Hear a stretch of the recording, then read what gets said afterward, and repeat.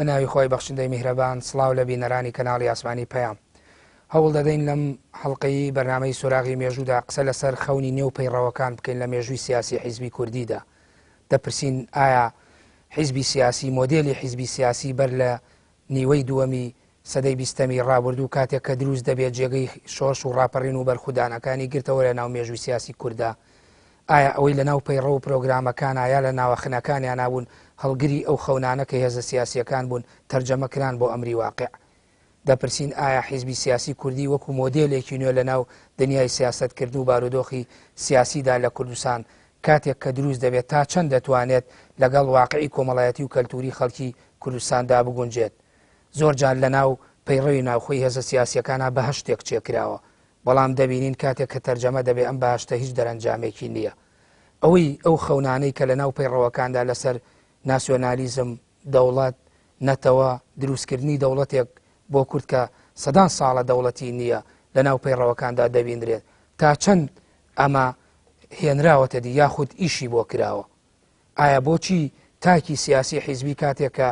دێتە ناو حیزبێکی سیاسیەوە بەبێ ئەوەی پەیڕە و پرۆگرام بخوێنێتەوە دەبێتە ئەندام؟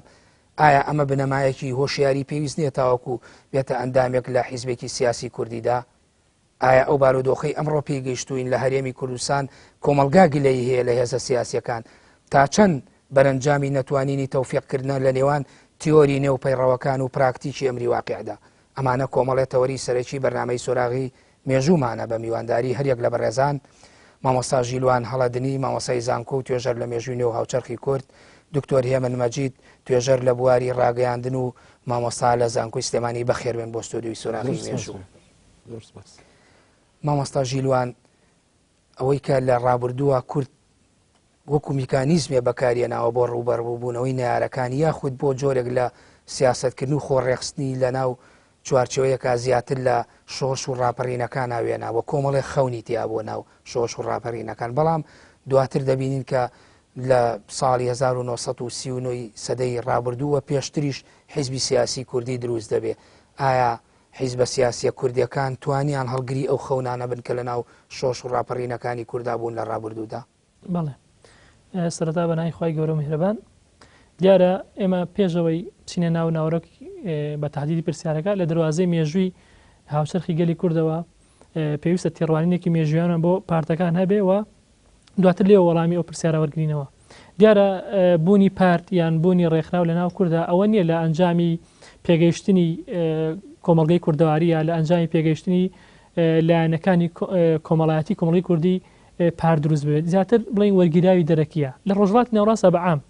و نەتەوەی کوردیش بە تایبەتی. یەکەمین ئاشنابوونی ڕۆشنبیران و نخبەی ڕۆشنبیری کورد لای هەمومان ئاشنایە بە پارت و بە دروستکردنی ڕێکخراوە گەڕێتەوە بۆ ساڵی تقریبا 1970 ئەو کاتێک کە حیزبی اتحاد تەرەقی لە تورکیا لەنێو دەوڵەتی عوسمانی ئەو کاتا دروست دەبێ و دوو کەسایەتی کوردیەکان بەناوی عەبدوڵڵا جەودەد، دکتۆر عەبدوڵڵا جەودەد و هەروەها ئیسحاق سکوتی. ئەوە سەرەتای ئاشنابوونی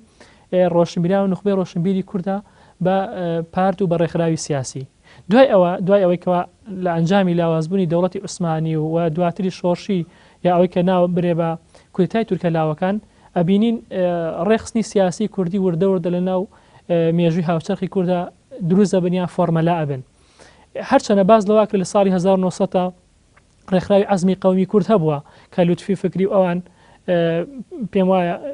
یا لوتفی فکری کەسێکی ترە کە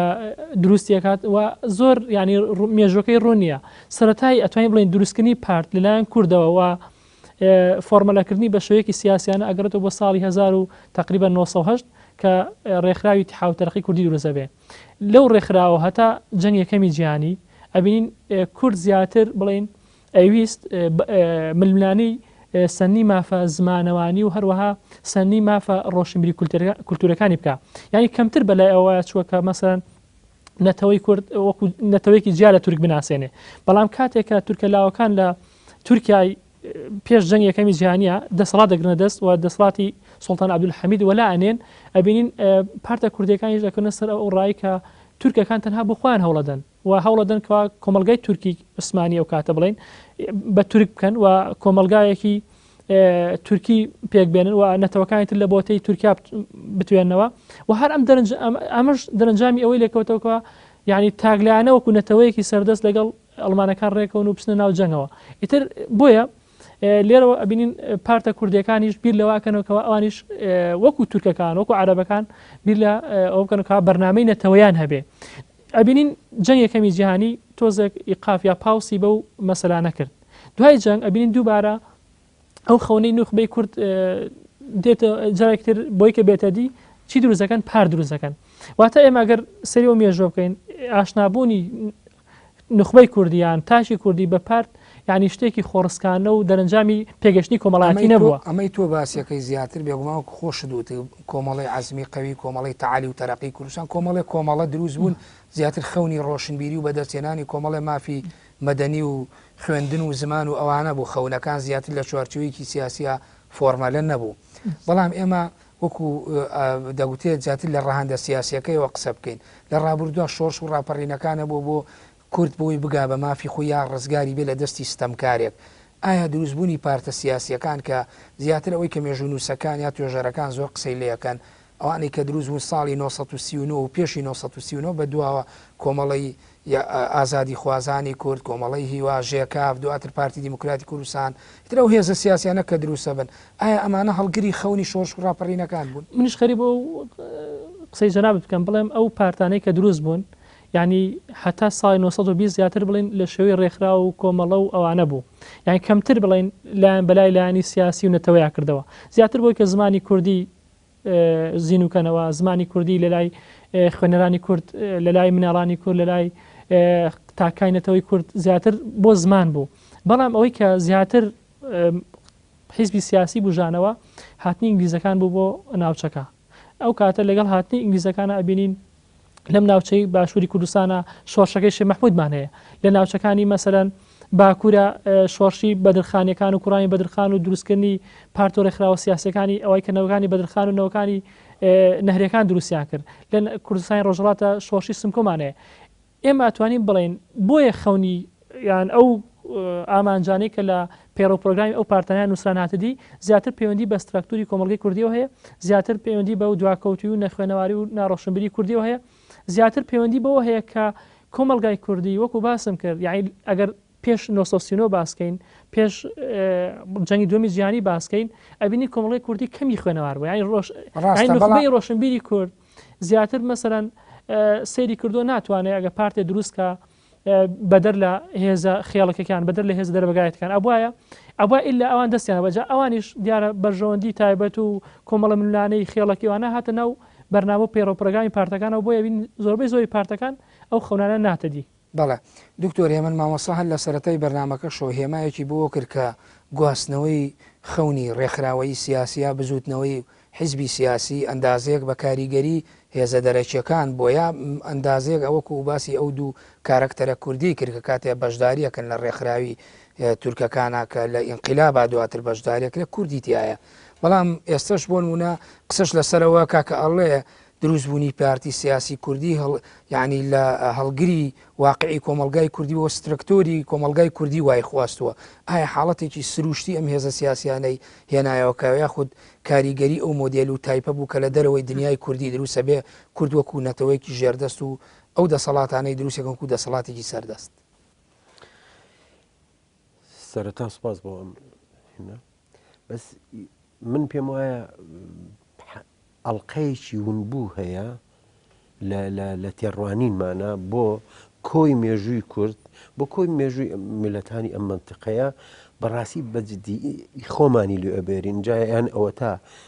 بانقەس خۆمانی لێ ئەبێرین یان ئەوە تا هەستی پێ ناکەین دەرکی پێ ناکەین لە شتیکەیە. بەسە لە کێشەیەکەیە تۆ بەر لەوەی تۆ قسە لەسەر هێزە دەرەجەکان بکەی تۆ مەفروزە ئەو چێڵگەیە باس بکەی کە ئەو داردەی تیاخڵقێ دیاردە مەسلە بۆ نمونە حیزب دیاردەیەکە مەسلەن ڕاگەیاندن دیاردەیەەکە شتێککە دیاردەیەەکە ئەم کۆمەڵانی منتیقەکەی ئێمە بە کوردیشەوە کووردە عەرەبە نازانم چی ئەوانی کە هەیە من پێم وایە لە دەرەوەی مێژوون ئێستا مێژوویەکیان نییە بۆ مەسەلەن تۆ ئێمە بەردەوام قسە لەسەرەوەکەین وەکو هیچ شتێک نەبووە هیچ شتێک نەبووە هەر بۆیەشە لە تەحلیلەکانمانە بەردەوام تووشی شکست دەبین ناتوانین دەست لەسەر شتەکان دابنین مەسەلەن بۆ نمونە کۆمەڵی ئێمە کۆمەڵی کوردەواری یەکێکە لە کۆمەڵانەی کە لە سەردەمی فیۆدالیزمە دەرەبگایەتیە ئەوەستەیە لە سەردەمی مەسەلە کشاوەرزیە کشت و کاڵا دەوەستێ هەنگاو نانێ بۆ سەردەمی سەنا ئەو دوای سەنا دوای زەرا یعنی لە سیستەمی دەرەبگایەتی و تەنانەت سیستەمی دەرەبگایەتیشی پێتەواو ناکرێت یعنی کۆمەلگایەکی خێڵەکیە بە هەموو معایرەکانی کۆمەلگای خێڵکیە تاکەکانی کلتورەکەی هەموو دەسات چیرە عورفیەکانی هەموو شتەکانی لە پانتاییەکی خێڵەکیە ڕات ئەلێرەوە تۆ ئەبێ سەیری مشتەمەعی تۆ خۆت بکەیت کۆمەلگای خۆت بکەی بیخوێنیتەوە ئەگەر وەڵامەکەت ببوورە لەبیر نەچێت دکتۆر ڕاتەگرم یعنی ئەو مۆدیلانەش وەکو ئێستا مۆدیلی هێزی سیاسی و حیزبی سیاسی و ڕێکخراوی سیاسی کوردی وەرەگین کە وەرگیراوە لە دەرەوە ئەمانەش لەناو چوارچێوە سترەکتوری خێڵا خوێنرێتەوە بەڵێ ئێستا ئەمانە هەن جا ئەگەر دەرفەت بە من بی کە ئەمانە ئەبێ کە ئەم واقعی تۆ خۆت خوێندەوە لێرەوە تەسیراتی دەرەوە دەست پێکات تۆ بە ناچاری مەسەلەن بۆ نمونە تۆ نەتوانیوە غەزالە ئیبداکەی نەتوانیوە سیارە ئیبداکەی ناشتوانی تازت فلستۆ تۆ ناچاری لێەوە بێت بێ لە دەرەوەی خۆت ئەو شتانەی کە دەرەوە بۆت دێ لە دەرەوە بۆت دێ یەک تەفاعلی پێەکەی لەگەڵ تێڕوانین و مێنتاڵەتیەکی خێڵکیە تعاملی پێەکەی بەسەر تۆ مۆبایل لە ئەوروپا کە ئبدا ئەبێ و دروست دەبێ و ئەمانە و بۆ هەدەفی کتابەتی وەزیفەی کتاب دێتە ئێرە وەزیفەی تری بێمێنن ینی کێشەکەی حیزبی وایە حیزب کاتێ تۆوەری ئەگری وەکو چەمکێک ئەگەر گرێتەوە بۆ سەردەمی شەڕی گوڵ هەیە لە بەریتانیا شەڕی گوڵ لە ساڵی 1455 1555 ئەوانەیە کە هێنری حەوت دەبێ بە مەلیک لە ئاخیرە مەسەل لەو سەردەمەوە توراسی سیستەمی حیزبی لەوێەوە لە ئەوروپا دەست پێەکە لەوێژن تازای بەس بەنسبەت دێمەوە زۆر کۆنە لەوێ دەست پێەکە دوای ئەوە بە چەند ساڵ بە چەند قەڕن دێتە لای ئێمە بەڵام تۆ حسابی کە کاتێ دێ لای ئێمە خێڵین ئێستاش بە مەفهومی خێڵ بە هەموو شتەکانی خێڵ ژیانمان ئەوڕا بڕێوە ئەلێرەوەی کاتێت تۆ دیاردەیەکی نوێ دێت دکتۆر ڕەفیق سابر شتێکی زۆر جوان هەیە بە پێویستیزمە ئەڵێ پێشکەوتووترین فکر و بۆ چوونی دنیا بیهێنیتە ناو مشتەمەعێکەوە هەر بەهێندەی عەقڵ و مێنتاڵەتی ئەو خەڵقە پراکتیزابێ تۆ کاتێ حیزب دێنی بۆ ئێرە هەمان ئەرکی ئەوەی لە دەستدەدا مەسەل لێ بۆ هات حیزب ئەسڵ لە ئەوروپا بۆ دروست بوو بۆ بەشداریکردنی بۆش مشارەکەی سیاسی لە زمنی تەتەوری سیاسیە بوو لەوێ نظامە سیاسەکان نبوو بەڵام لای ئێمە وەکو کۆپیەک بەڵام ببوورە پێ دوانیە ئەم تەتەورە سیاسیە یا ئەم ئەوەی کە پێێتەوە ئەگەر تەجاوزی وەکو تۆڵی مێنتاڵێتی خێڵ بکەین یعنی پێ دوانیە یعنی بۆ هەموو کۆمەلگایە ئەم مۆدیلی حیزبی سیاسی هەر گونجاوە با کوردیش لەناو ئەوە بێ بۆچی تۆڵی لە دەرەوەی مێژوو بووە من کە ئەڵێم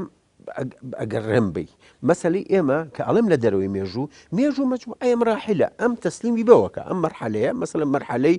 زەراعە ئەچێتە مەرحەلی سەناعەوە سەناعە بۆ ئیتر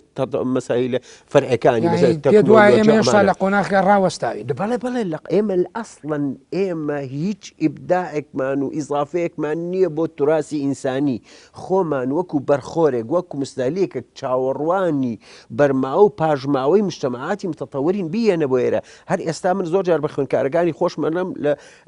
ڕەنگە ئێوە هەمووتان بیانە من زۆر جاروتومە ئەگەر کابرایشی ئەوروپی هەروە بە هێنی شێڵمەوە و کاری کاتێ ئەڵێ مەگەر لێو تۆڕە بێ بڵێ شتەکانی خۆم بەرەوە بەڕوت و قوتیە بێ بڕۆیتەوە ماڵەوە هیچت نامێنێتەوە تۆ خاوەنی هیچنی لێرەوە ئەم عەقڵەتە خێڵەکیەیە کەوامان لێکە حیزب وەکو مەفهومە ئەوروپیەکەی کە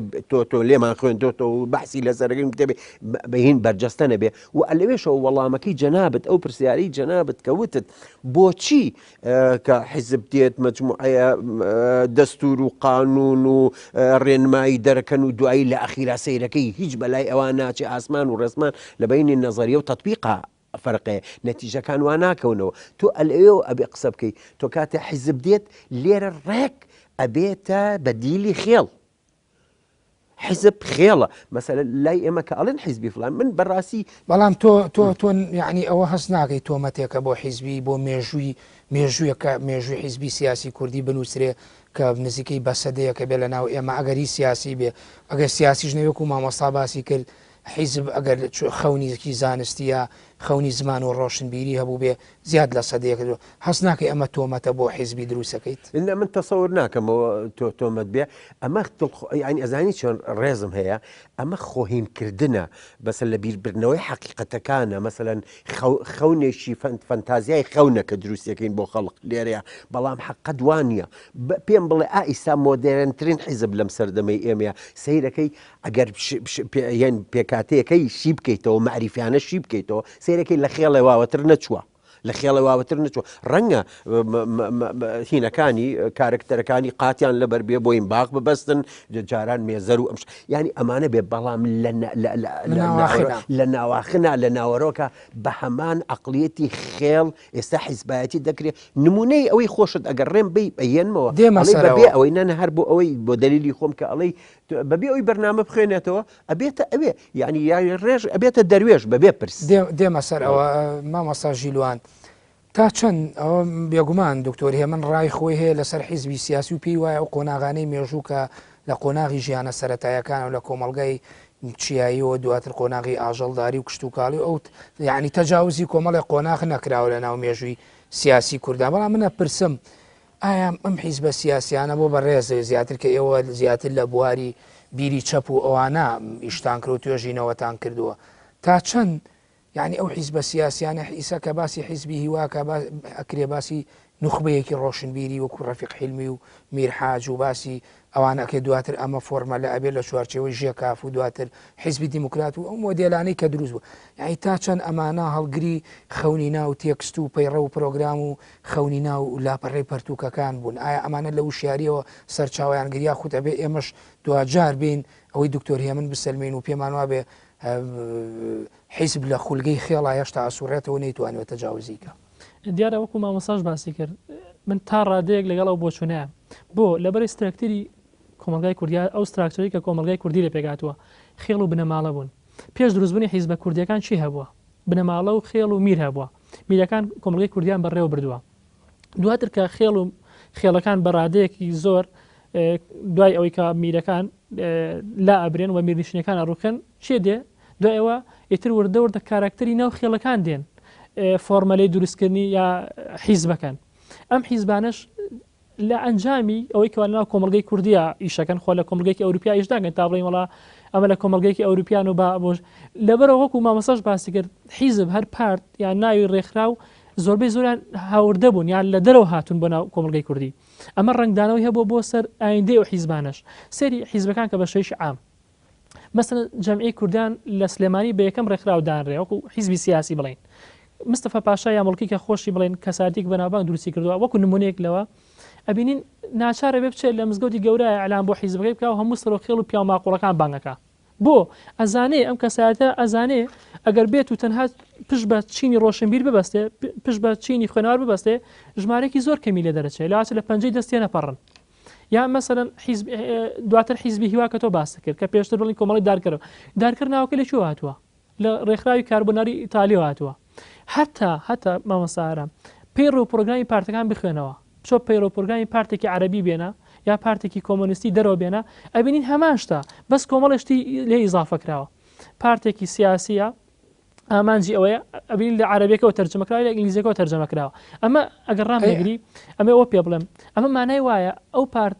پارت و ڕێخستنەکان زیاتر دەرەکین و هەروەها لە ڕووی پەیکەربەندیشەوە لە ڕووی شکلەوە لە ڕووی هەیکەلەوە هەرچی پارتی کوردیە تا ئەم سەردەمەش تا ئەم ساتەش هیچیان ئاسۆیی نین هەرامیان هەرامین هەرامەکانش خۆمان نەزانین لە پارتی کۆمۆنیستی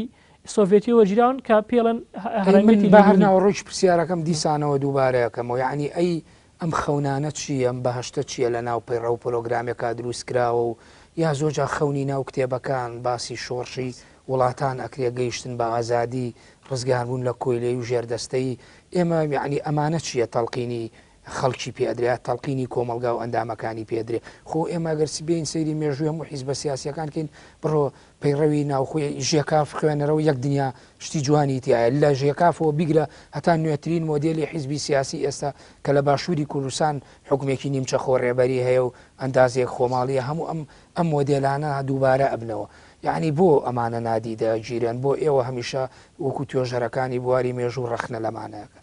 ڕخنەکەی مە لەو بوارەوە ئەڵین ئەو سلبیاتانی کە لە ناو خێڵ و میرە کوردەکانە هەبوو ینی بەداخەو کە گوازرایە بۆنەوە پارتەکان مەسەلەن سەری ڕێخستن و دیسپلین ناو پارتەکانکە دایمەن عەتف و سۆزی خێڵایەتی کۆی کردوونەتەوە زۆر جار سەرۆک عەشیرەتێک مەسەلەن حیزبی فڵانە ئەبینی زۆربەی زۆری بنەماڵەکەی بنە ئەو حیزبە ئەمە هەموو هێزێکی سیاسی ڕاستە لە مێژووی کوردە لە 100% بە شوێکی ڕێژێ بە شوێکی ڕاهاینا ئەمە دوو شەڕی ناوخۆ ینی شەڕی ناوخۆیەکێک بۆ لە دیاردا کولتوری و کۆمەڵاتی ناشینەکانی خێڵەکان ئەبینین گوازرایە بۆنە حیزبەکان هەموو حیزبە کوردەکان ئەبینین ئەو دەردەکوشندیان بینیوە لە هەر چوار پارچە کوردستان لە باکوور لە ڕۆژهەڵات لە باشوور لە ڕۆژئاواش هەتا ئینشیعاب ئەوی ئێرانەکان پێڵێن ئینشیعاب ئینشیقاقیان لێکترازان وەرە سەری هەرچی لێکترازانی حیزبەکانی ئەوروپا بکە هەموو لەسەر فکر و دەستور و پرۆگرام و ئازادی تاک و چۆنەتی هەڵبژاردنە بەڵام بینی هەرچی ئینشیقاقی ناو حیزبەکان هەیە کە حیزبێ 16 جار لە مێژووی خۆیان ئینشیقاقی کردووە گەر سەیری حیزبەکانکەی ئەبینین ئینشیقاقان چین زیاتر ململانی کەسی کە وەخت خۆی ناو خێڵەکان هەبووە ململانی دوو کەس دوو بنەماڵە یاخود بە مانایەکی تر ئەبینین لەسەر بەرژۆندێکی تایبەت یا لەسەر دەسەڵات یا لەسەر پاوانخوازی باش ئەم دیاردانە سلبینین بەڕایتۆ ئێمە ئەم مۆدێلە ئەگە وەکو دکتۆر باسی کرد باسی بەریتانیا کرد یەکەم جا مۆدێلی حیزباتەوە باشە خۆ لە بەریتانیا لە هۆڵندا کاتێ مێژووی ئەوروپیەکانە خوێنیتەوە زۆر جار ڕاستە حیزبی سیاسی بەڵام بنەماڵەیە کۆمەڵی خەڵکی دیاری کرا و هاتوون حرەکەتێکی سیاسیان بەڕێوە بردو ئەگەر ئێمە ئەم مۆدێلە بگوازینەوە بۆ لای خۆمان هەست ناکەیت تۆزێت یعنی نزیکایەتی چیەیە نزیکایەتی هەیە بەڵام ئێمە دیاردەکەمان وەکو بەشەیەکی سەطحی گواستەوە نەک ناوەرۆکەکەی ئەوان مەسەلەن ناوی حیزبی دیموکرات مەسەلەن دیموکرات چیە وشەیەکی چیە ئەوروپیە مەسەلەن دارکەراوەکو باسم کرد حیزبی فڵان حیزبی فڵان زۆربەی زۆران ناو شکڵیان ئەوروپیە ڕاستە و قسەیتەوە ئێمە پێویست بۆ ئیسفادەی لێ بکەین بەڵام ئەبینین لە ڕووی ناوەڕۆکەوە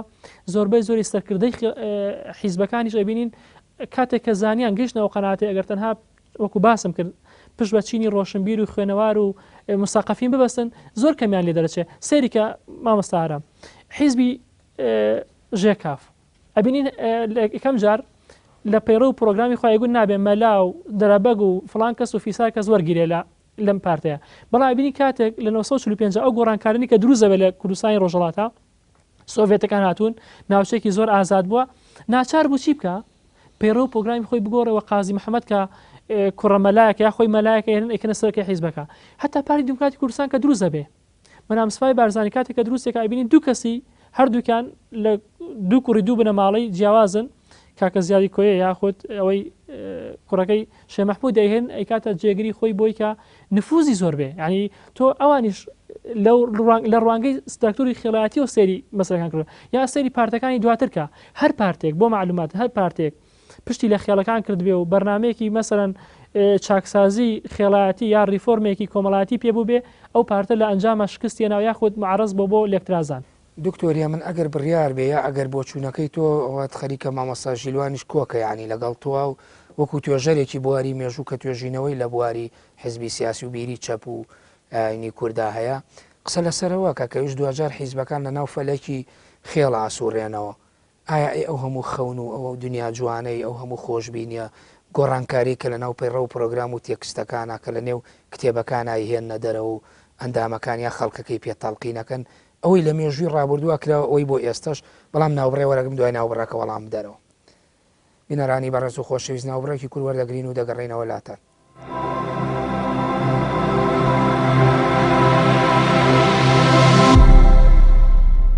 دووبارە سڵاو دکتۆر نامەوێ هەر تەواوی پرسیارەکە دووبارە بکەمەوە ئێمە چی بکەین لە خەونی پەیڕەوی حیزبە سیاسیەکان لە ئەزمونونەکانی مێژوودا ئێمە بەڕاستی کێشەی ئێمە کێشی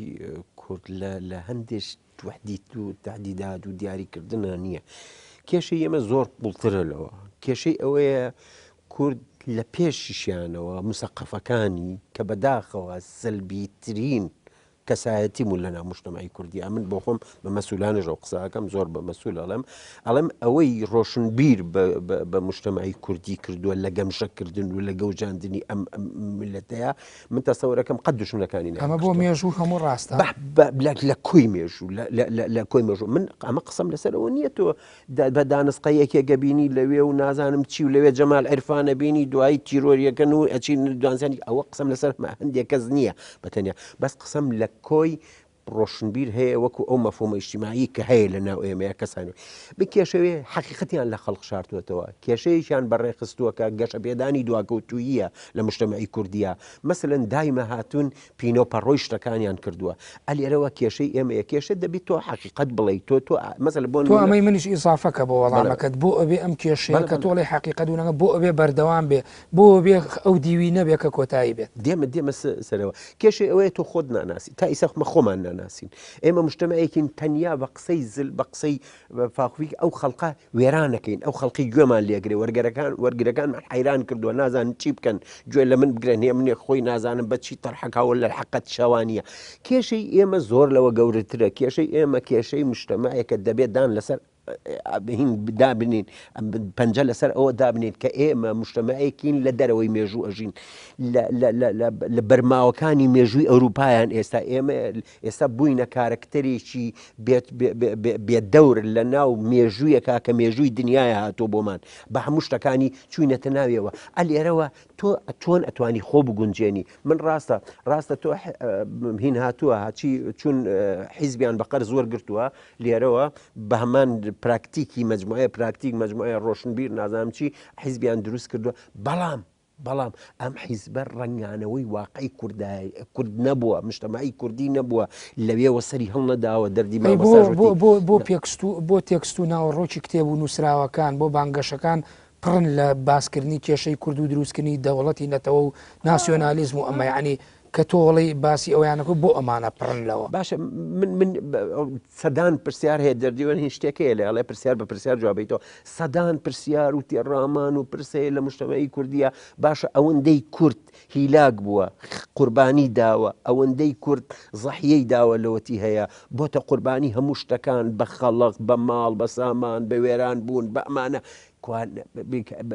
کوا چی بوو بەچی ئەمڕۆ نەتیجەکەی کە ئەیبینین کێشەی ئەوەیە من تەسەور ناکەم شۆڕشێک هەبوو بێ بە ناوی شۆڕشی کورد زۆر مەسوولانەوە قسایەکەم لە بەرنامەی ڕۆژگارێک کارکتەری ناو ئەو شۆڕشانە بەڵام شۆڕ منیش سفرکردنەوەی ڕابردووی خۆت نەخێر خۆ هەموو مەسەلەی ئەوەیە تۆ کاتێک لە سەردەمێکی معەنە جیلێکی هین دەبرێ بە هەڵەیە دەبرێ مجموعەیە خەونی پیشانە دەن ئەویش بە مەحرومی دێت بەڕووی دێت بەڕووی ئەو خەونانەوە ئەو خەونە جوانەوە نازانم من لە سەردەمی گەنجێتی خۆمە کەسێکی وەکو ڕێزم هەیە بۆی لەتی فەڵمەت لە جامیعەی سلێمانی ئەیود ئەڕۆمدایە ئەگەر هات و نەهاتمەوە ئەبم بە گوڵ لەم چایە هەمومانی ڕەوانەی ئەوێ کرد باشە لەژێر تەسیراتی ئەموو مەسەلەن ئەو بەڕێزی وەکو فائق بۆ کەس و نازانم چی ئەمانە ئەنترچە ئەمانە هەمووی مقەلدی چیە بوون مەسەلەن کەسانی وەکو نازم حکمەت و کەسانی دەرەوەی هینەکان و هینیان کردو هەمە حەز بووە زیاتر وەک لە تەرجمەی واقع ئەخر فەرقەیە ئەمە حەز بووە کابرایکی وەکو گۆران حەزی کردووە کە مجتەمەعی ئێمەش ئاوە مەتالیبەکانی بێ وا بێ بەس حەز لەکوێ واقع لەکوێیترە ئەلێرەوە دەنامە حیزبەکانمان هیچی لە بەرنامەکانی کەم نییە بەرنامەکانی هەمووی جوان داڵێژیا واکەم نازام هەمووشی کۆ چەپن مەسەلە هەر لە پارتی دموکراتی کوردستانەوە بۆ باسی ماوەیەک مارسیلینینی هین کردبوو بۆ بەشتەکان هەمووی دەڵێ دنیای خۆش بۆێنم بەڵام لە حەقیقەتێشە لە جلگە لە جەهەنەمێک هیچیکەیان بۆ ئەم خەڵقە ساز نەکردووە بەڕاستی ئەوەی وا لە خەڵقێکی هەر باشە هەر ئەو خەڵقە نییە کە خەونیان بۆ ساز کردبوو ئەمڕۆ ئەڵێ شاڵڵات دەستم لێنایە شاڵە قۆزگە بە ڕابردوو ئەخوازێ کێشەی لێرەیان من تەسەورەکەم ئەمە فەنتازیایەکی ئەنتلیجستە چی پێڵێن ڕۆشنبیرانە ئەو کەسانەیە کە لە فەلەکی سەقافەی ئەوروپیا زۆر بە سادانە هین بوون ئەیکەن ئەجینا من تەسەورکم ئەفم کە ئەگەر هینم کەی لەسەرەوە چونکە زۆر ئەوە بەلاویمە کێشەی بەرنامەج وەکو تەختیتات وەکو نوقات وەکو ئەمانە لەلایەکە بە تەطبیقاتی ئەمانە لە لایەکی ترە ئەمە تەنیا تەبەنەوەکو بانگەشە بۆ خەڵقۆکردنەوە بەڵام لە حەقیقەتە من دڵنیام ئەمەش بە مەسئولانە دڵنیام ئەو کەسانەی کە حیزبەکانیان پێکێناوە زۆر باشان زانیوە کە خەڵقوالیەک ئیتر چۆن تەفسیریەکەن بوو مامەساژی لوان ئەو خەوشانە کامانن لە نێوان تیۆر و پراکتیکە ڕێگریەکەن کە ئەم تیۆرە تەرجەمە بکرێ بۆ ئەمری واقع لە پەیڕەوی سیاسی حیزبە سیاسیەکانی کوردستان بە تایبەتی ئەوانی لە ئەزمونونەکانی مێژووە سەرچاویان گرتووە تاوەکو ئێسانی ڕێگرەکان ئەوە کۆکەبین لەسەرەوە کە حیزبی ئێمە هێشتا لە چوارچەوەی خێڵ و بنەماڵە و مێنتاڵێتی عقلەتیشی دۆگمایی و دواکەوتووە بوونمە ئەسوڕێتەوە ئەمە با بچینە سەر ئەوە بڵێمە ڕابردووە بوو بەڵام ئەگەر لە دەرەوەی ئەمە قسە بکەین خۆ ئێمە کۆمەڵێشتی جوان کۆمەڵە دەقی جوان ئەوەی کە باسم کرد ئێمە دەوڵەت میلەتێکین تا ئەم چرکە ساتەش خاوەنی کیان و دۆزیەکەی سیاسی خۆمانین لەنەتەوە یەکگرتوەکان ئاڵامان نیە ناونیشانێکمان نییە ناونیشانی حکوومەتی کوردستان بێ حیزبەکانی ئێمە هەموو بوون ئەم میکانیزم و ئەم چۆنەڵی ئەم ئالێتانیان بەرز کردوێتەوە بۆ ئەوی ئێمە بگەین بە دەوڵەت ئایا ئەمە ئێمەکرێت لە چوارچێوەی یۆتۆپیا و میسالیەتا بخوێنینەوە دیارە ئەویش کۆمەڵی هۆکار و فاکتەری ناوخۆی و دەرەکی هەبووە دیارە هۆکارە دەرەکان زیاتر خۆی لە مەسلەی یەکەم کورد لەبەر یەکەم دەوڵەتی نەبووە تۆ کە دەوڵەتن نەبوو سیستەمی سیاسی جێگیر نابێ سنوور دیار نابێ تداخلاتی دەرەکی زۆرە بێ ئەمانەت بۆ دروزە بێ ئەمە تەسیری هەبووە لەسەر هەموو کارکتەری ناو پارتە سیاسەکان سەرکردەی حیزبەکان یعنی هەموو سەرکردە حیزبەکان لە ڕابردوش و بە ئێستاشەوە زۆر جار دایمە مقۆمقۆیان بۆ ئایا تا چەند پشت بە دەرەکی بەسن بۆی کە ئامانجەکانی خۆیان وەدیبێنن ئایا تا چەند دەستی دەرەکی ببڕن بۆی کە ئامانجەکان وەدیبێنن ئەمێکی لە هۆکارەکان یعنی هۆکاری دەرەکی و هۆکاری بەس پێوانی ئەم قسە هەرچەند دەیان ساڵە ئەکرێت و هەر دووبارە ئەبێتەوە بێژار بووین لێ آخر کێشەی کورد چییە مامەسارم کێشەی کورد ئەوەیە دایمە مێژووی خۆی دووباراکاتەوە بۆ ئێمە پند لە ڕابردوو وەرناگرین باش ئەگەر ئێمە پندمان لە ڕابردوو وەرگتایە ئەو هەموو خەوشەی کردنەوە پارتەکانی وەختی خۆی باسما کرد ئەوە کۆمەڵی تعالی کوردستانە عەزمی قەومیە کۆمەڵی جەمعیەت کوردانە ژێکافە حیزبی دوکای دواتر ئاهێڤیە اینجا پارتەکانی ئەو پارتە بچووکانی تری کردنە و ئیستیخلاسە مەسەرەن لە باکووری کوردستانە پارتی دیموکرات دروست دەبێ ئێش ئەگەر ئەم پارتانی کە لە سەردەمی نوێ دروست بوون ئیسفادان لە هەڵەکانی ئەوام کردا ئێستا دووبارەیان ناکردەوە یعنی چێ لە کێشەکانی ئێمە وەڵامی پرسیارەکەی پێشوت بیر نەچێنی وێ دمابووتەوەی بەڵێ ئەوەیەک لە هۆکارەکان هۆکارێکی تر بریتێ لە هۆکاری ئەوەی باسمان کرد هەر لە سەرەتای بەرنامەکەەوە ینی پێگاتەی کۆمەڵگەی کوردی بریتین لە خێڵ و بنەماڵە و هۆز و تیرە و ئەوانە هەتا ئەوەنەی تاکی کورد یعنی ئینتیمای بۆ خێڵ و بنەماڵە و سەرۆگۆز هەیە ئەوەنە ئینتیمای بۆ نەتەوە بۆ دۆزەکەی نییە هۆکارێکی تر مامەسارم کە هەموو حیزبەکان بەبێت جیاوازی ئەم هۆکارە کاریگری هەیە بۆ لە سەرئیش ئەوەیە حتا ساڵی 1926 بە تەحدید تا ئەو ساڵە زۆربەی زۆری ڕێخستنە سیاسەکان ئەگەر سی پرۆگرامیان بکەیەوە کە مابێ هەمان داوای مافی چاری خۆنووسینی دەوڵەتی کوردیەکەن بەڵام بین لەو کاتەوە بەدواوە ئەکەونە ژێر ئەو واقعی کە دروستە بێ مەسەلا کوردستانی باشوور لە 1926 دوای یەکلایکردنەوەی کێشەی مووسڵ ئایلکێ بە عراقی عەرەبیەوە لە ساڵی 1925 کوردستانی ڕۆژهەڵات بە تاویەکێتە ژێر دەستی ڕەزاشاو و دەوڵەتێکی بەهێز بە ناوی دەوڵەتی پەهلەویە دروستە بێ تورکای ئەمڕۆ بەو سنوورە سیاسیەکی هەیە مستەفا کەمال ئاتاتورک بە کەسایەتی خۆی و بەو بزوتنەوەی کە دروستی کرد لە 1923 تورکای کەمالی ڕاگەێنێ یا کۆماری تورکیا سووریا بە هەمان شێوە لە 1946 بە دواییتر کۆماری سووریا هەرچەنە کورد لێت تۆزێ وەزی باشتر بوو تاو سەردەمە ئەمە پارتە کوردەکان کەوتنە ژێر تەسیراتی ئەم دابەشکاریە ئەین دابەشکاری جوغرافی داش سیاسی ئەمە کاریگەری هەبوو لەسەر پێرەوپڕگانی پارتەکان بۆیە بین لەو کاتەوە کە پارتەکان دروست دەبن زیاتر خەونەکانیان چییە یا ئامانجەکانیان چییە ئۆتۆنۆمی خودموختاری مافی ڕۆشنبیری مافی کولتوری کۆمەڵی شتی بچووگانی سەقفی داخوازی خۆیان بچوو بەڵام ئێستا خەریکە مۆدێلی دەوڵەتی کوردیەکە خەنەوە ناو پەیڕەوەکانیان ئایا ئەمە بۆ ختوکەدانی خەڵکو و جوڵانی عاتیفەیە یاخود ئەمەشار بەمەوە ناوی یۆتۆپیا و میسالیەتەکەی پێش من خەری بەڵامەوە پرسیارت بەوە ئەمە دیارە ئەمەی کە باسم کرد دیارە بۆ کوردستانی گەوراڵێ ینی خەونی دروستبوونی کوردستانی گەورە ئەو پارتانە کارێکیان کرد لە زیێنێتی تاکی کوردیان نەمێنێت تایسە خەونێکی لۆکاڵیە نە گڵۆباڵی زیاتر ئەوە خەونی گڵۆباڵی ئەلبەت بەنسبەت چوار پارچەکەەوە بۆ ئەو هۆکارنەوەی کردکەوە خەونەکە لە دەوڵەتی کوردی و ببەچی بە ئۆتۆنۆمی مافی ڕۆشنبیری و مافی قسەکردن ئەوشتانە لە هەر چوار پارچە ئەبین لە 1946 پارتی دیموکراتی کوردستان دروست دەبێ لە دواترە کۆمەڵە پارتی دروست دەبن داوای دەوڵەتی کوردی و مافی چاری خۆنووسین بەڵام زیاتر وەکو باسمان کرد زیاتر خەیاڵیە فەنتازیە لەبەری بۆ پارتێک لە سلێمانی دروست دەبێت مەسەڵەن ژێکاف وەخت خۆی هەر لە 59 داوای دروستبوونی دەوڵەتی کوردی و سەربەخۆی کردووە مەسەڵەن پاسۆک لە هەشتاکانە لەو واقع تاڵای داوای دەوڵەتی بەڵام ئایا پەیڕە و پرۆگرامی ئەم پارتە لەگەڵ واقع گونجا کە ژمارەی دیاریکرا و پێشمەرگە و نازان بارگە هەبووە ناگونجا بەڵام لە سەردەمی ئێستاە ئەو پارتانەش کە داوای دەوڵەتی کوردیەکەن ئایا داوای چ دەوڵەتی کوردیەکەن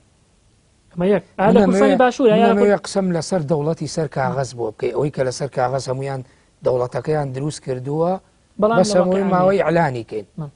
ئەمەی قسم لەسەرەوە بۆ بکەی بۆ ئەمە لەسەر کاغەز نابێ بە نووسراوی سەر تابلۆی یاسایەکانی دنیای گەورە یعنی بۆ تەنهامە لە ناو چوارچێەوەی تێکست و دەقێکە گیری خواردووە بۆ ئەم حیزبانە ناتوان ئەم خەونانە تەرجەمەکەن و ئیشی بۆ بکەن ئەمە لێکێک لە هۆکارەکانی تەجاوز نەکردنی ئەو مێژوویە کە باسم کرد تەجاوز نەکردنی ئەو مێژوێمە یەک دوو ئەو پارتانەشی کە داوای دەوڵەتی کوردیەکەن ئایا تا چەند ئەوە پرسیارەکە ئەوەی ئایا تا چەند ئەوان هەنگایان ناوە بۆ دروستکردنی دەوڵەتی کوردی کە دەوڵەت خۆتەزانی پای هەیە هیچ بیناک ببێ پایە و ببێ بناغەیەکی گەورە یا بناغەیەکی پتە و دروست نابێ تۆ ئابوووریە سربەخۆیی ئابوووریە مەسەلەن یا ڕێکوپێکی ئابوووریە کەمەیەک لە هۆکار ناتوان نامانەوە بنیاد بنێن ئاخر لەکوێ بنیاتی بنێن لە یەک پارچەیە لە هەر چوار پارچەیە ئەوەش پرسیارەکەیە بەڵێ دکتۆر هێمن پرسیاری لێ ناکەم لەوانەیە قسەی خۆت هەیە و تعقیبی شوێ لەسەر قسەکەی مامۆستا پێم وایە دەوڵەت کاسێ باسی دەوڵەتی کوردی ئەەکەی یان دەوڵەت دروستبوونی دەوڵەت قەت بەس من دەوڵەتە کاغەزی نەکرد لە تۆوە پرسم هێشتا لەبەوە نامێت لە چوارچەوەی بەرنامەکەم کە باسی پەیڕەوی سیاسی حیزبە سیاسیەکانەکەین هەموو ئەو خەونانەیە دەوڵەتیان دروست کردووە بەڵام بۆ ناتوان ئەمە تەرجەمەکەن بۆ سەر نووسراوی سەر تابلۆیەک من تەسەورەکەم دەوڵەت بە کورد دروست ناکرێت دەوڵەت ئێستا لە شەئنێکی داخلیەوە چۆتە شەئنێکی دەرەکی یعنی ئەو حەقیقەتەش کە بەداخەوە سەقافەتی ئێمە پێی پێ نەبردووە دەوڵەت مەسئلەیەکی داناوەچی نییە مەساڵحە دەرەکیەکان تهدیدیەکەن تۆ دەوڵەتت هەبێیان نەبێ علاقەی بە نەبێ کە شکەوتویە نە بە ئەو شتانەوە هەیە بە ینی من تەسەورەکەم بانگەشەی دەوڵەتی کوردی هەرچ لایە بیکە جگە لە مەجموعەیە فەنتازیا هیچیکە نییە چونکە بۆچی بەڕاستی بڕۆن بۆ نەزەریاتی دروستبوونی دەوڵەت کاکە ئەوە من نیم بڕۆن بۆ نەزەراتی دروستبوونی دەوڵەت ئەو باگراوەندە مێژویەی کە هەیە لە مینە بزان دەوڵەت چۆن دروستە بێ ئەرکانەکانی چییە بەڕاستی قسەکردن تۆش دێتەوە سەر پایەکانی مامۆستا ژیلوان نەخێر قوربان من ئەچم ئەڵێم ئەوە نییە کە ئەم نایەوێ یا ئەیەوێ ئەوە مەساڵحی دەوڵەتە گەورەکانە زلهێزانی دنیاە کە ئەمڕۆ ئەوان محوەری دەسەڵاتن لە دنیاە ئەوان تهدیدیەکەن تۆ چ دەوڵەتێکە دەوێت چۆن ئەتەوێت کەی ئەتەوێت کەی پێویستە ئەوە تۆنی بڕواوێ خەڵەت لە جگە لە خەڵەتان شتێکی کەنیە بەس من یەک نقطەی ترم کە زۆر مهم بوو بەلای من کە زۆر مهم بوو مەسەلەی خەڵق ئێمە هەمومان قسەمان لەسەر حیزبەکان و لەسەر سەقافەت و قیادی حیزبەکان تۆ خەڵقێکت هەیە خەڵقەکەت زۆر دواکەوتووە يعني مجتمعي كردي مجتمعي كي دواكوتوا تصور ما كان لسر جادي مولوي روي دوصات تيشير لبرو بانطول لبي عقليتي خيال من يجنمون بوتي اقرم بي هل لبولكي خوما ك او يتر بحساب اما شريحي جنجن وهين وامانه قسيان لسر هنا كرت لەسەر مەسەلەن پێویستە بۆ گەنج ئەوە بکرێ کە نازانم چی ئەوە بکرێ هەموو نوقسانی ئەمانە وتم باشە ئەمە بەس بۆ نێرە گەنجەکانەیە بۆ مێ گەنجەکانی ژەگرێت کەسی قبولی نەبوو کاک کەسی قبولی نەبوو هەبوو تر ئەوانی لەوێن وتیان وەڵام مامۆستا ئێستاش من تەسەوری گۆرەویشتن زیاتر لێمە ناکەن کێشەیە تۆ مجتەمەعێکت هەیە بەڕاستی ئێستاش باوک سالاریە ئێستاش خێڵ سالاریە ئێستاش هەموو شتەکانی خێڵی بابەڕێوە ئەلێرەوەیە کە ئێمە من زۆر جار ئاڵێ مسەقەفەکانی ئەمە ئەمەندە پۆپۆلیزمن ئەمە بوو پۆلیزمن وایان لە خەڵک کردو خۆیان لە وێنەی بەڵام من ئەخویستمەوە پرسم ئایا پێ وانە حیزبەکانیش لە دەرەوەی پەیڕەوەکان سواری ئەو دیدە پۆپۆلیسیە بوون کە یعنی شوێنی ئەو دیدە پۆپۆلیسیە کەوتون کە بزانن کۆمەلگا چییە خوازێەوە خەڵکە چییە خوازێ ئەوانیش بێنەوە شیعارەکەن بە دروشمێکی سەرێکی کێشەی لەوایە تۆ مەسەلەن من زۆر جار ڕۆشنبیری گەورە ئەبینم ڕێزم هەیە بۆی کە ئەڵێ چی ئەڵێ خەڵکی ئێمە چاگەی زانێ و چاک کە عەقڵی کراوەتەوە و چاک بە حەبووقە قەت وانە ئەمە تەنیا لە خۆباییکردن و وای لێکردنە کە خەڵق گوێبەیج نادا ئەژینا خەڵقی ئێمە زۆر دواکەوتووە بەڕاستی متەهای خێڵێکیە ئەجینا قەت ئەوە کاکە مامەسای زانکۆ دوور مەڕۆ ئێمە مامەسای زانکۆین وانە ئێمە ناتوانین داوای مافەکانی خۆت بکەین یعنی چۆنیان بوێ باد ئەدا باشە تۆ گلەی لە خەڵکەکەی باسی ئەو دیدە پۆپۆلیستی ئەەکەی ئەتەوێ بە بینەران بڵێ ئەبێ حیزب معلومات ئەبێ حیزب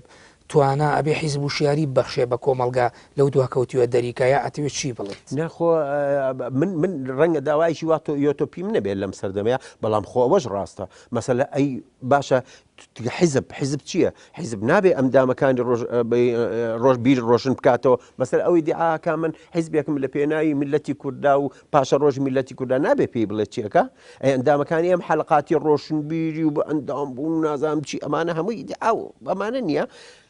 پێ دوایە ئەندامەکان پەیڕە و پرۆگرامی حیزبەکان خوێندنەوە بەتاکی داگایان لێ نییە ئەندامی حیزبی من ئەوە قەناعەتمە ئەندامی حیزبی لە کوردستانی ئێمە و زۆرێک لەوتە جگەل لە دەروێشێک هیچی کە نییە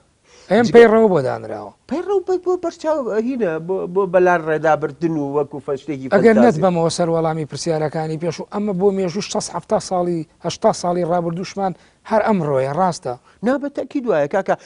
یەکێکی وەکو جەمال عیرفان لە ساڵەکانی 1920 سلێمانی نەیتوانیوە تعبیر لە ڕێی خۆی بکە کاک جەمیل سایب بێت لە خەومە ئەنووسێ لە تر ساڵێ لە خەومە ئەیکا بە خەوە ئێمە تەجروبەی جوانمان نییە بەڕاستی تەجروبەی جوانمان نیە ئێمە جوانیەکەین ڕەنگەم بە ئێستا منیش چاوەڕێ ئەو بم تۆمەیەکی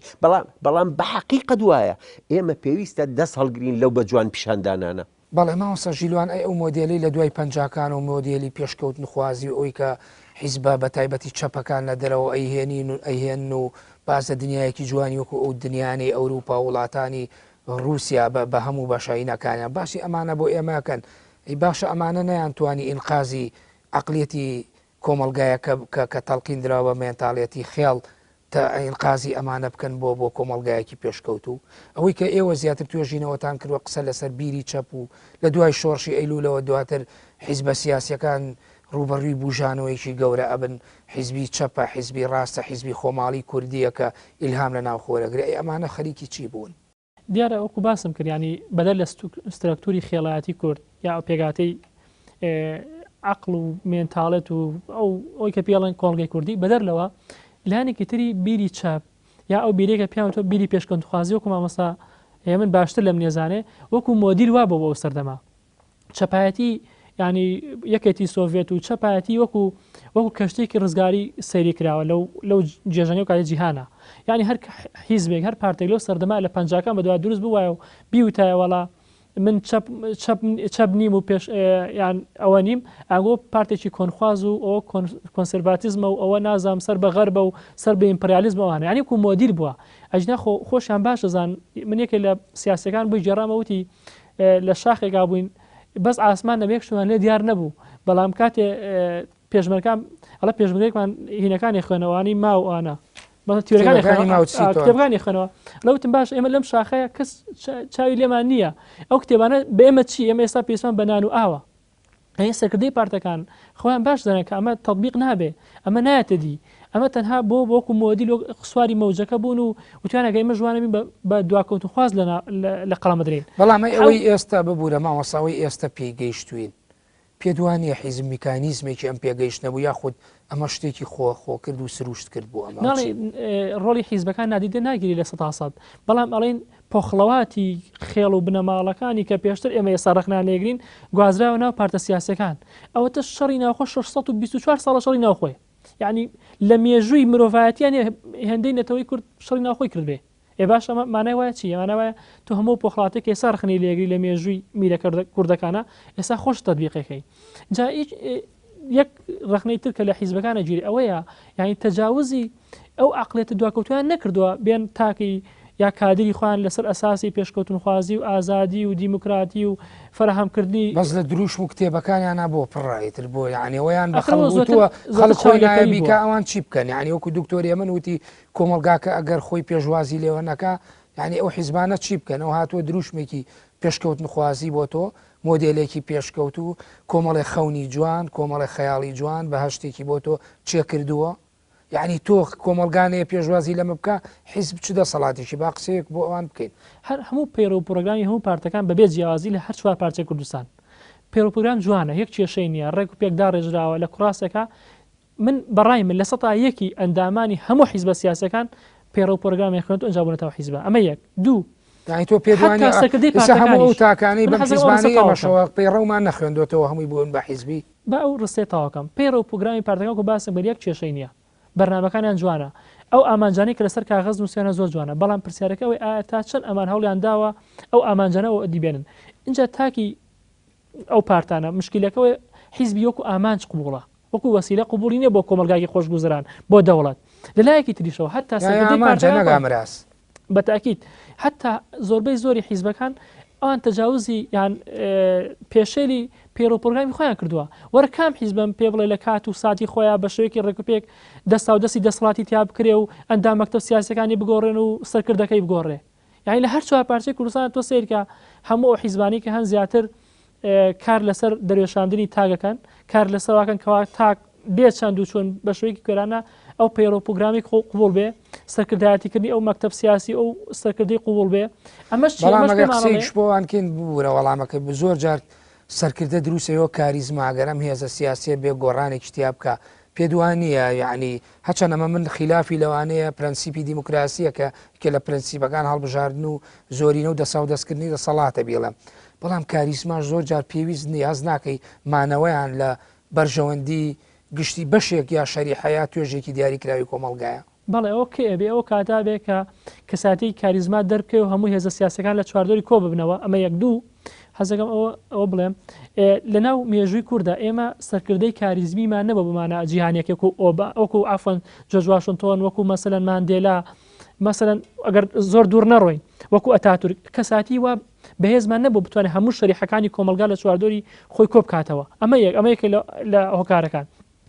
هۆکارێکی تری ئەوەیە وەکو باسم کرد ئەو پارتانەش تەجاوزی عقلەتی خێڵ و بنەماڵەکان نەکرد کە ئێمە خۆمان ڕخنان لە یەکگرین من ماوەی بەرنامەکەم بەرەو تەواوونەچێ حەزەکەم هەر دەرفەتەکە باید جگایوێت دوا قسەی خۆت بە کورتی بکە لەسەر کۆی تەوەری بەرنامەکە سەرخەونی نێو پەیڕە و پرۆگرامەکانی حیزبی سیاسی کوردی ئەگەر نیو دقەیەک تێمێت تەواویکەیت دیارە وەکو لە کۆی قسەکانمان باسمان کرد پەیڕە و پرۆگرامی پارتەکان هەمووی نووسراوی جوانن هەمووی ڕستەی باشن هەمووی ئامانجی جوان نووسراتە بەڵام وەکو باسم کرد ئەو فاکتەرانەی فاکتەری سیاسی ئابوووریە کۆمەڵاتی خێڵەکەیە وای کردوکەوە ئەو پەیڕە و پرۆگرامە نێتەنە سەر ئەرزی واقع و جێبەجێ بکرێ هەر ئەمەشە وای لێ کردووە زۆربەی زۆری پارتە سیاسەکانی ئێمە بەرەو بچووکبوونەوە بڕۆن بەرەو ئینشقاق بڕۆن بڕۆ لێکتازان بڕۆن نەتوانە خەونەتەوەکانی خۆیان بەدیبێن هۆکارێکی تریشی بریتێلەوە زۆر جار تەجاوزی بەرژەوەندیە تایبەتەکانی خۆیان نەکردووە. بەڵێ دکتۆر هێمن پێ دوانێ ئەم وەزای ئێمە ئێستا پێی گەیشتوین پێوترێ ئازادیا گەیشتن بە شتێک کە ناوی نیمچە خۆڕێبەریەکی خۆمانە ڕاستە دانپیانرانێکی یاسایی و نێودەوڵەتی نییە ئەمە پێدوانیە حیزبەکان وەسیلەیە بوونەوە و سەقافەت و ڕۆشنبیری ناو تێکست و پەیڕەوەکانیان خەڵکی گەیان بە مواقعی ئێستا ئەگەر قسەیەکیان بۆ بکەین. من بە تەکید پێم وانە هەموو شتێکە ڕەنگە ئەم حیزبانە و ئەمانە کارکتەر بوون بۆ تەنفیس بەڵام ئەمە خۆی بۆ خۆی تەنفیزیش ئیش نییە نە وەکو ئەوەی لە ڕێی ئەمانەوە کارەکان کرابێ بەڵام من تەسەورەکەم زۆر لەوە فراوانترە ئەو قەزیانە بەس من بەتاکید زۆر عوامل هەیە بێجگە لە حتا توانای کورد و ئەمانە کە کاریە گەری هەبووە لەسەر دروستبوون بەس یەک نقطەی تر کە بە ئیشارەت ئەبووە ئیشارەتمان پێ بدایە بەڕاستی ئێستا حیزب لە کوردستانیش و لەسەر تاسەری ئەنوە حیزبێکی تجاریە حیزب کۆمپانیایە مەفهومەکانی حیزبی سەردەمەکانی 1400 و 500 ئەوە نەماوە بەڕاستی کۆن بووە دەبێ ئێستا ئێمە سەر لە نوێ تعریف و فۆرماتی بکەینەوە معلوماتمان لەسەر حیزب ئێستا حیزب ئێمە حیزبی کوردی کۆمپانیای بازرگانی ئێستا یەک دوو خاڵەوەی فۆرماتەکەمان پێوە چۆن فۆرماتیان کەینەوە چۆن جارێکی بەرنامەیان بۆ دابەزێنین قوربان معلوماتی خۆمان فۆرمات بکەینەوە لەسەر ئەوەی کە حیزب لەوە دەرچوو هەڵگری هینێکی بەرژەوەندی گشتی خەڵک بێ نەخێر حیزب ئیتر ناتوانێت بەرژەوەندی گشتین بەرژەوەندی تایبەتی خۆیەتی وەکو کەسێکی تاجر و بازرگان بیرەکاتەوە ئەبێ کورد لەوە بگا ئیتر حیزب مەهامی خۆی تەواوە لە دوا قسەتە یعنی ئەو حیزبە میسالی ئۆتۆپیە ئەو حیزبە نمونەیە کە تۆ ئەتەوێت دروست بێت تەنها ئەوەی تر بۆ بەرژەوەندی نەتەوە ئیشکامەی تر هەموو تایپ و مۆدیلەکانی حیزبی بەرجەستە کردووە وەکو دوا قسەد لە بەرنامەکە حیزبێکی نمونەیە کە دروست بکرێ بۆمان باس ئەو لە ئەزمونونەکانی مێژوە بێنە بۆ ئێستا ناچم قسە لەسەرەوە بکەم بەڵام ئێستا بۆ نمون ئەو حیزبانەی لە ئەوروپا لە ئەوروپایشەکەن هەدەفەکانیان بریتە لە مەطلبە ڕۆژانەیەکانی خەڵق بە دوای خۆشگوزەرانی خەڵقەوەن بە دوای لەسەر خەدەمات لەسەر ئەمانەی ئیشەکەن کاکە ئیتر مەڕاستی من ئیشم بە سیاست نی مشتەمەی کوردی تۆڵی لە قوارەیەکایە ڕاستە مەترسی داعش و نازام چی ئەمانەیە نەوبین بەس ئێستا ئەمڕۆ مەطلبی خەڵق مەطلبی ژیانە مەطلبی بژی مەزەوەی کە خزمەت گوزاری ئەوێ ژیانی ئەوێ کاکە ئەبێ حیزب لەو مەفهومە سیاسی و عسکەرتاری خۆی واز بێنێ ببێتە حیزبێکی اجتماعی حیزبی انتخابات حزبی تعبیر لە بەرژەوەندی على الأقل شەریعەیەک لە شەریعەکانی مجتەمع لەوە دەرچێ کاکە من ئێستا شەوخەوم لێ ناکەوێت لە ترسە لە ترسی هەر یەکێکیان ئایسا لەسەر قسەیەکێکیان دڵی لێم تۆرێشەوە بکێتە سەرم کە ئێوە ژیانە يعني من قەزێم لەسەرەوە ئەبێ حیزب لەو دێوە دەرچێ خەڵق لێ ترسێ ئەبێ ئەوانیش فۆرمات بنەوە ئەبێ هینکەن بەڕاستی ئەمانش هەرەکەوێتە سەرەوەی تەمەنیەوە تەمەنیش هیوادارم مجتەمەعی کوردی بەرەو ئەو هەنگاو بنێ و خەڵقی بیر لەو شتە بکات. بەڵێ زۆر سپاس بۆ دکتۆر هێمن مەجید توێژەر لە بواری ڕاگەیان و مامۆسای زانکۆ سپاس بۆ مامۆستا ژیلوان هەڵەدنی توێژەر لە مێژووینی و هاوچەرخی کورد سپاس بۆ ئامادەبوونتان لە ستودیۆی بەرنامەی سۆراغی مێژووی. بینەرانی بەڕێز و خۆشەویست بەم شێوەیەتمە کۆتایی سۆراغی مێژووی ئەم جارە تا سۆراغێکی دیکە بەخۆی گەورە و میهرەبانتان دەست پێرم خواتان لەگەڵ کاتێکی خۆش بۆ هەموو لایەک سپاس.